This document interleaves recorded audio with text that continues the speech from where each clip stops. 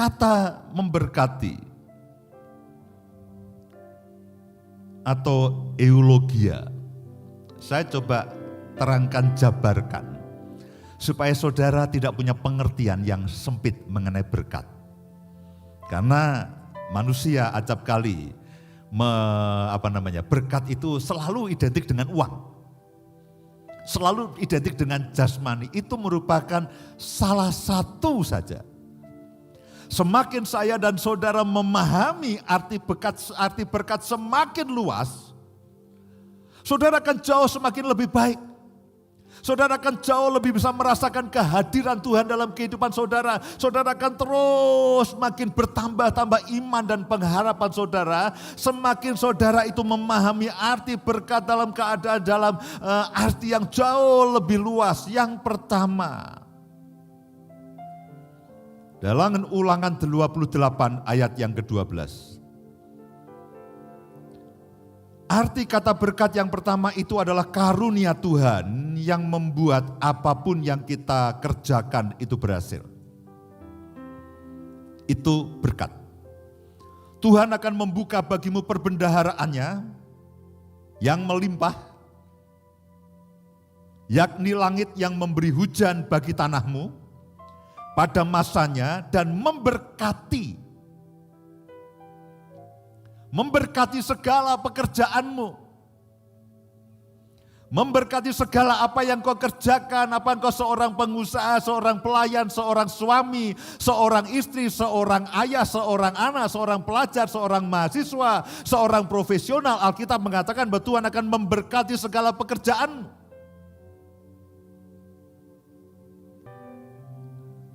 Dan itu yang Tuhan terus lakukan. Kalau saudara sedang melakukan sesuatu apapun, saudara harus sadar bahwa yang saudara dan saya lakukan, itu Tuhan memberkatinya. Tuhan memberkati supaya apa yang saya dan saudara lakukan itu terus berhasil. Efesus 3 ayat yang ke-16. Aku berdoa supaya Yesus menurut kekayaan kemuliaannya menguatkan dan meneguhkan kamu oleh rohnya di dalam batinmu. Arti kata berkat yang kedua adalah pemberian daripada Tuhan berupa kekuatan, berupa kuasa, berupa pertolongan, berupa kemampuan untuk menanggung segala sesuatu. Seperti dikatakan, aku berdoa supaya ia menurut kekayaannya dan kemuliaannya menguatkan. Ketika saudara menghadapi situasi yang tidak mudah ini, lalu saudara tetap kuat. Saudara tetap teguh. Itu berkat. Itu berkat. Jangan kesampingkan itu. Banyak orang yang goyah hanya karena masalah sepele. Banyak orang yang takut hanya masalah baca di medsos. Banyak orang yang gentar hanya masalah baca berita.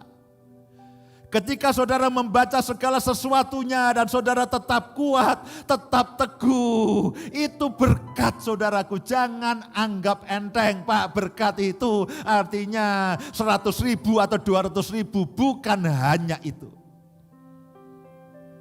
Jadi kalau saudara, iman saudara itu masih ada, saudara bahkan pengharapan saudara itu makin lama makin kuat, saudara, iman saudara itu tidak tergoyahkan, kepercayaan saudara kepada Tuhan Yesus itu tidak tergoyahkan, itu berkat.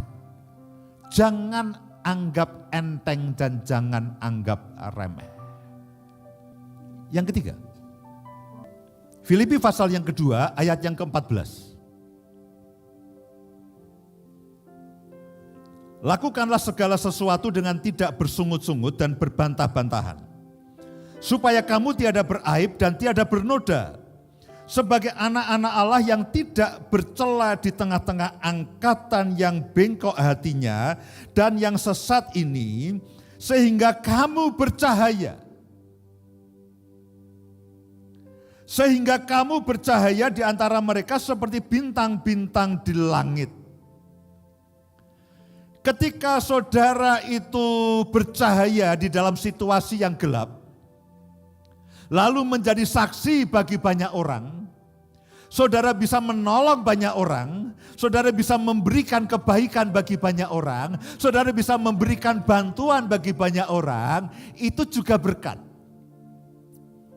Karena salah satu peristiwa berkat yang sangat fenomenal itu dialami oleh Abraham. Ketika Tuhan katakan, aku akan memberkati engkau dan menjadikan kamu berkat. Berkat itu bukan hanya ketika kita menerima. Berkat itu juga ketika kita memberi, itu merupakan berkat. Jadi jangan tarik tangan saudara dari satu keadaan di mana saudara terus memberikan. Jangan tutup dompet saudara. Jangan jadikan saudara makin hari makin pelit. Karena berkat. Itu artinya saudara bermurah hati. Memberi kepada yang lainnya. Membagikan kepada yang lainnya. Setiap kemurahan hati dan setiap kesaksian, setiap kebaikan yang saya dan saudara kepada siapapun itu adalah bagian dari berkat. Roma pasal yang 15 ayat yang ke-29. Roma pasal yang ke-15 ayat yang ke-29.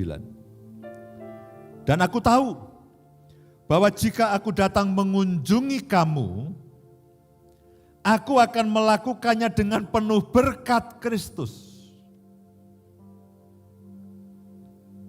Setiap kali Paulus itu datang bertemu dengan jemaat-jemaat yang dia rintis dan dia rasuli.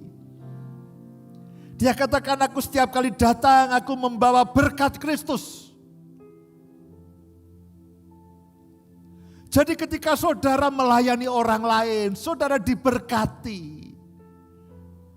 Ketika saudara mendoakan orang lain, saudara diberkati. Ketika saudara mengulurkan tangan kepada orang lain, saudara sedang diberkati itu. Ketika saudara membagikan kepada orang lain, saudara sedang diberkati. Yang keempat, kehadiran Allah dalam kehidupan saya dan saudara.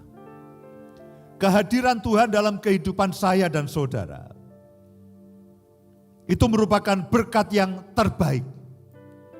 Itu merupakan berkat yang terbaik. Mari lihat sama-sama di dalam Kejadian pasal yang ke-26. Kejadian 26 ayat yang ketiga. Tinggallah di negeri ini sebagai orang asing. Perhatikan baik-baik. Kisahnya saudara bisa baca di ayat dan pasal sebelumnya. Tinggallah di negeri ini sebagai orang asing, maka aku Tuhan akan menyertai engkau. Dan memberkati engkau, sebab kepadamu lah dan kepada keturunanmu akan kuberikan seluruh negeri ini. Dan aku akan menetapi sumpah yang telah kuikrarkan kepada Abraham ayahmu. Saudara perhatikan. Ketika Ishak harus tinggal di negeri asing. Lalu Tuhan katakan, aku akan bersama dengan engkau. Saudaraku, ini merupakan satu perkenanan. Ini merupakan satu keadaan yang terlalu ajaib sebetulnya. Ketika Tuhan katakan pada setiap saudara dan saya, anakku, aku menyertai engkau. Itu tidak terbayang, saudara. Saudara yang bergelimang dengan kelemahan, saya dan saudara yang bergelimang dengan dosa. Sedangkan dia yang kudus, dia yang ajaib. Lalu dia katakan, aku menyertai engkau. Yohanes pasal yang ke-6 ayat yang ke-56. Barang siapa makan dagingku dan minum darahku, ia tinggal di dalam aku. Dan aku di dalam dia. itu merupakan berkat yang terbaik. Kita terima berkat jasmani, puji Tuhan. Kita terima kekuatan, puji Tuhan. Kita terima keteguhan. Kita menjadi berkat bagi banyak orang, itu hal yang sangat baik. Tapi yang terbaik dari semua, yang terbaik sebetulnya adalah ketika Tuhan katakan, aku menyertai engkau, aku di dalam engkau. Tidak ada yang bisa menggantikan itu dan tidak pernah akan ada yang bisa melebihi itu. Bahwa Yesus Tuhan itu berkenan dengan segala kerendahan hatinya. Lalu dia sebagai Tuhan yang maha berkuasa, maha ajaib, maha kudus. Dia memilih saya dan saudara untuk tinggal dalam kehidupan saya dan saudara.